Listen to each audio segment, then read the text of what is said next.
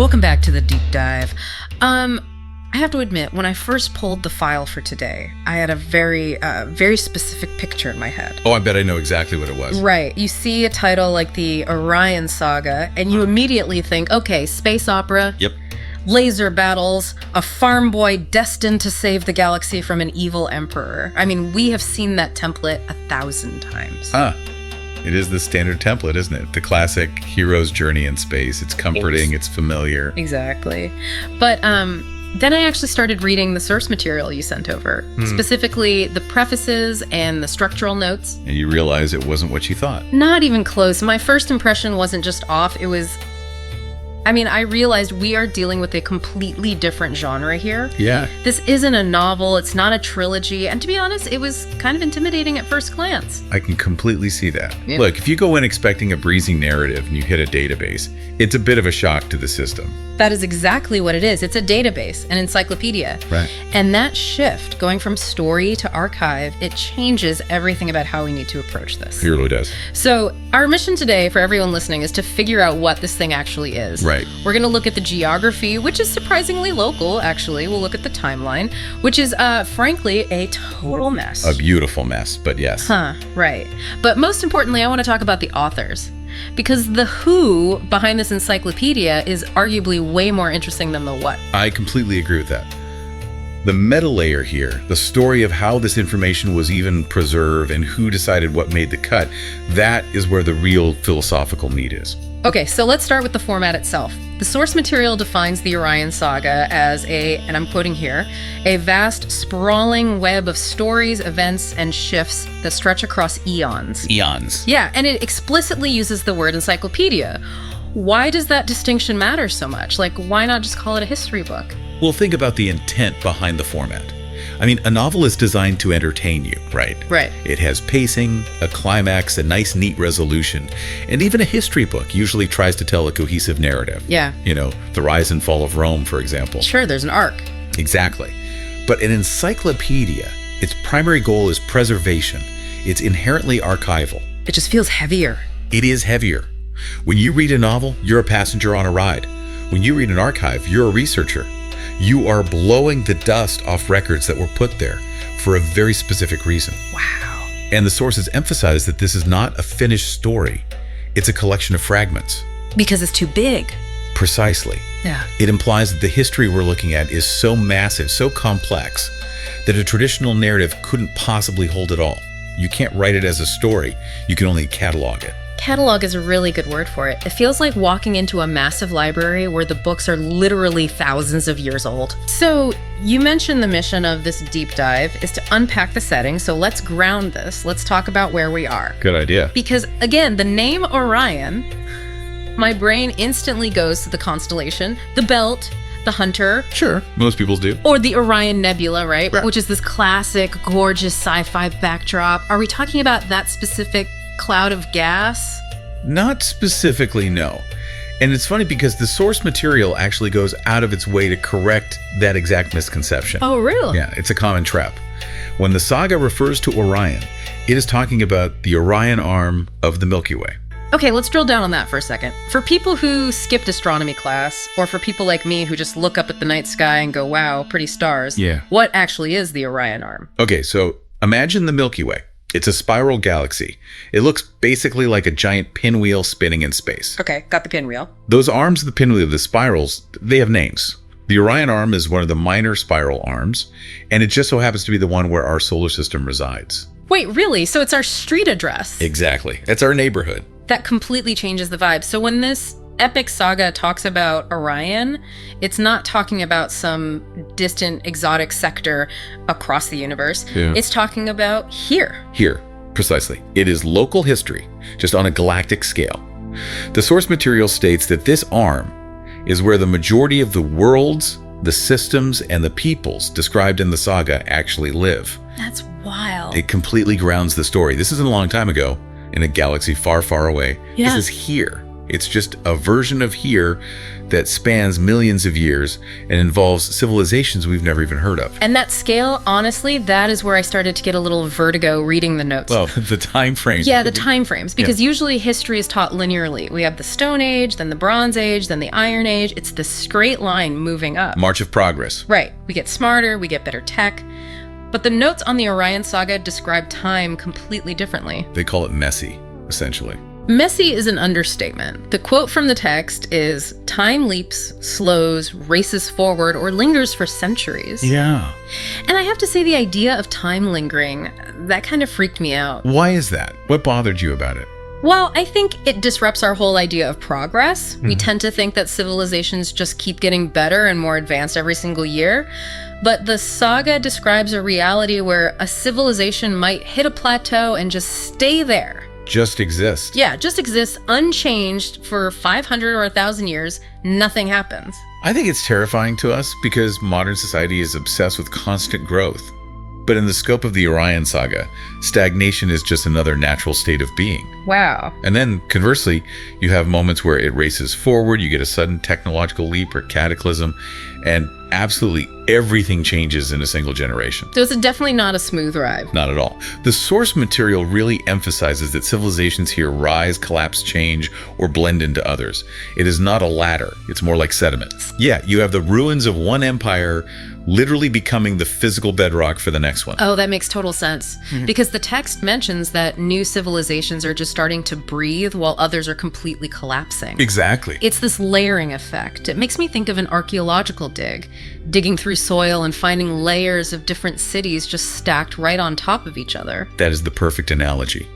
And because of that layering over eons, the cast of the saga, the sheer variety of intelligent species, is incredibly diverse. Right. It's not just one dominant species running the show forever. The list of species is wild. I actually wrote down a few from the source.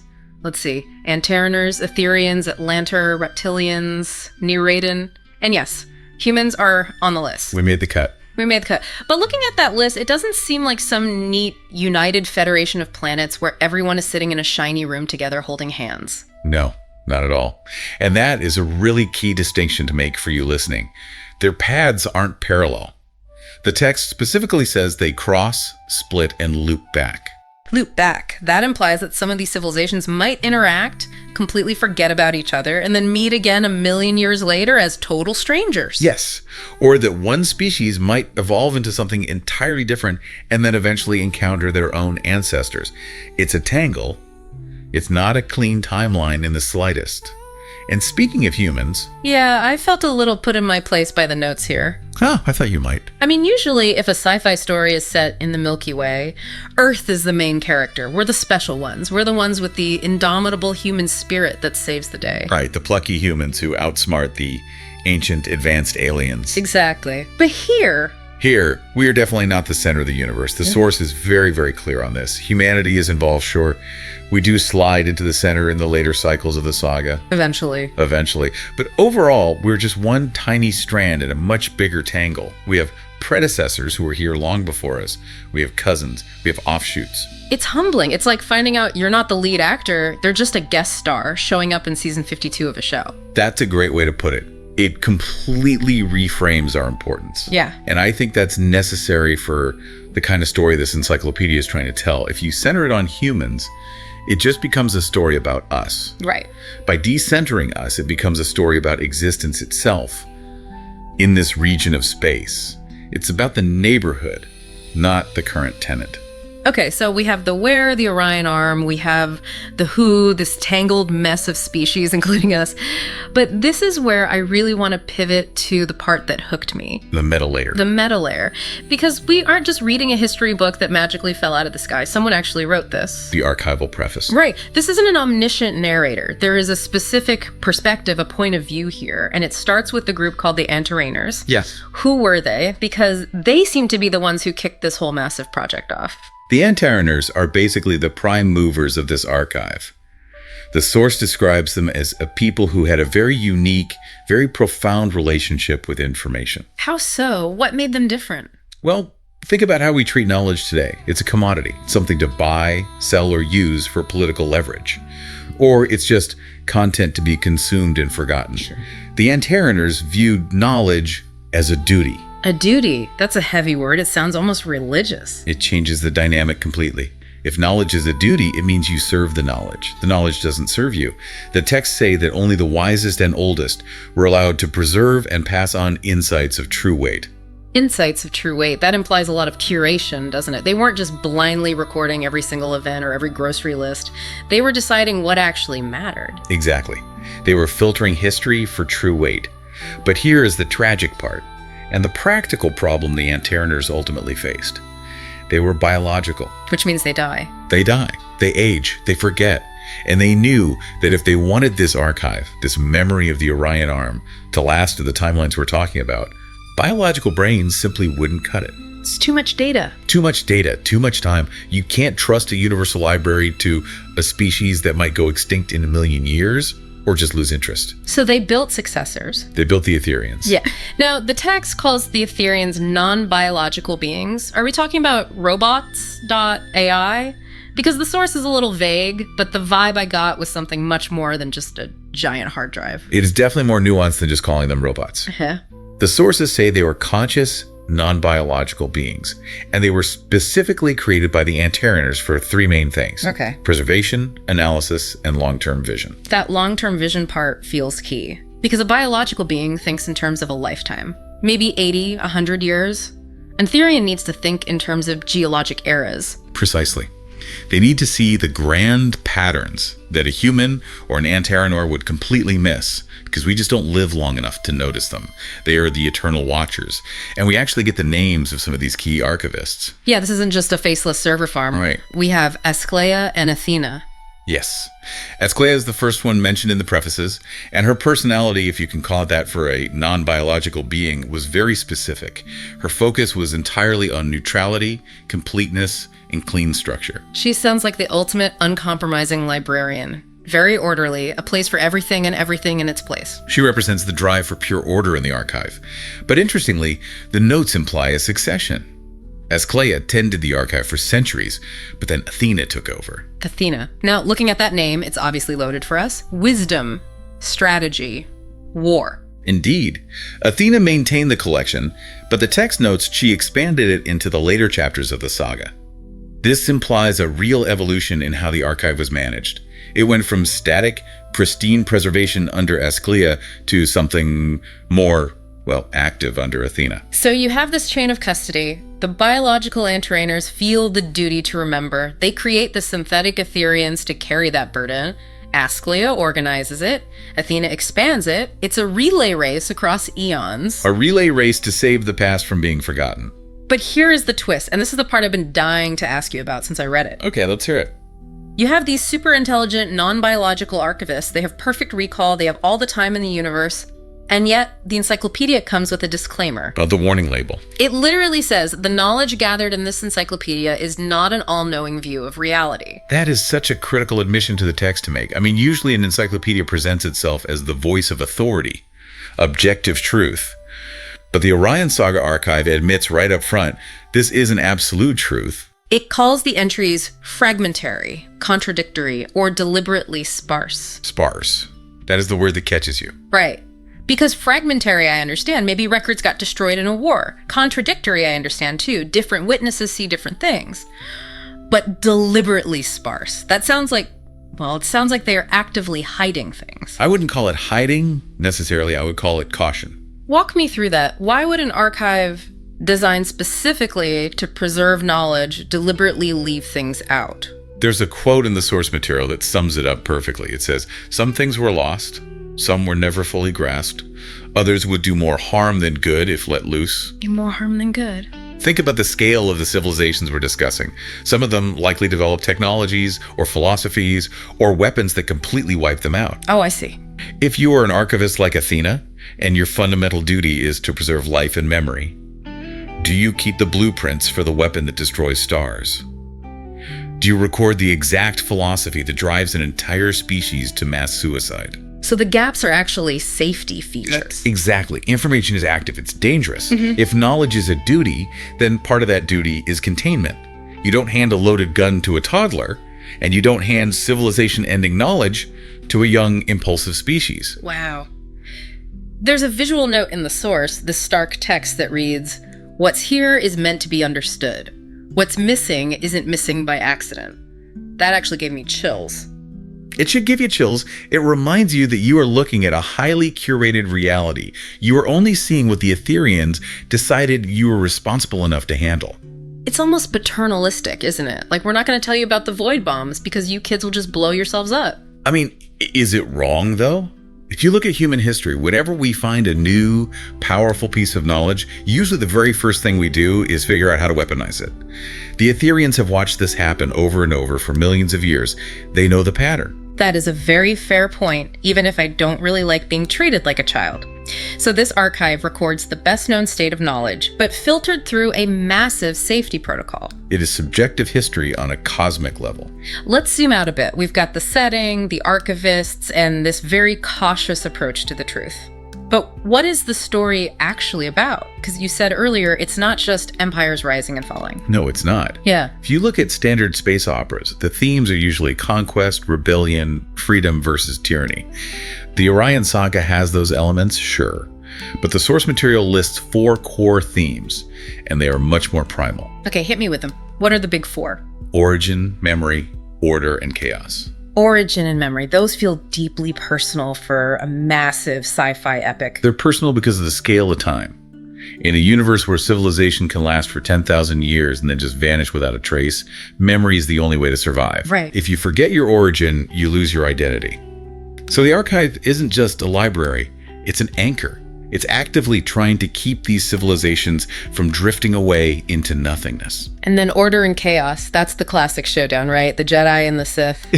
Light and dark. It is, but the text frames it a bit differently. It doesn't just say order fights chaos.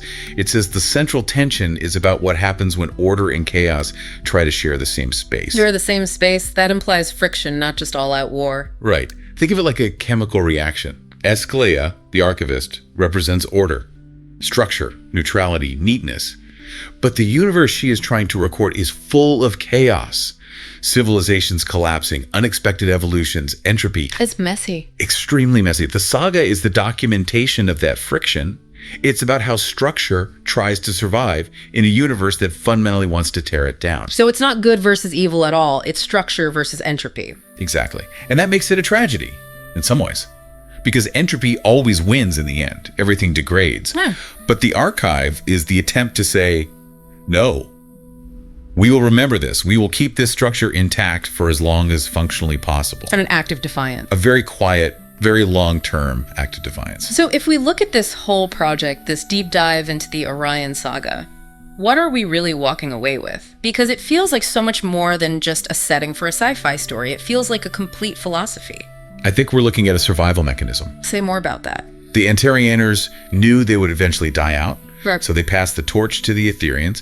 The Ethereans curated the data to protect future generations from themselves.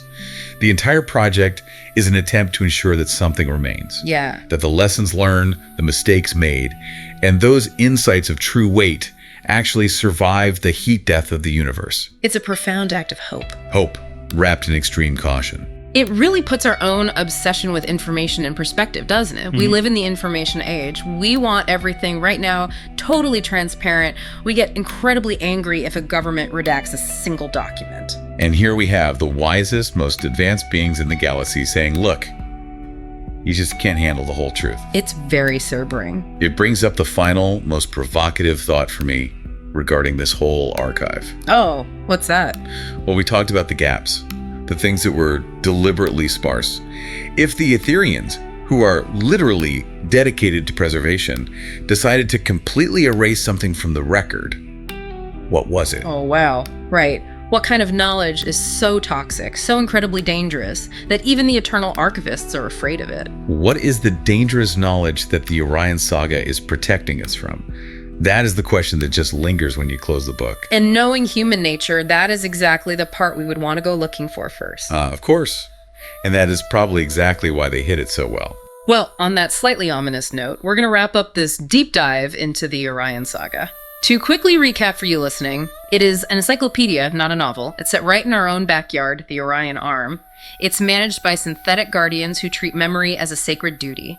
And it is a vast story of origin and memory, order and chaos, all fighting to share the same space. A perfect summary. For everyone listening, if you decide to dig into the source material yourself, just remember the warning. What's missing isn't missing by accident. Be careful what you wish to know. Thanks for listening, everyone. Stay curious.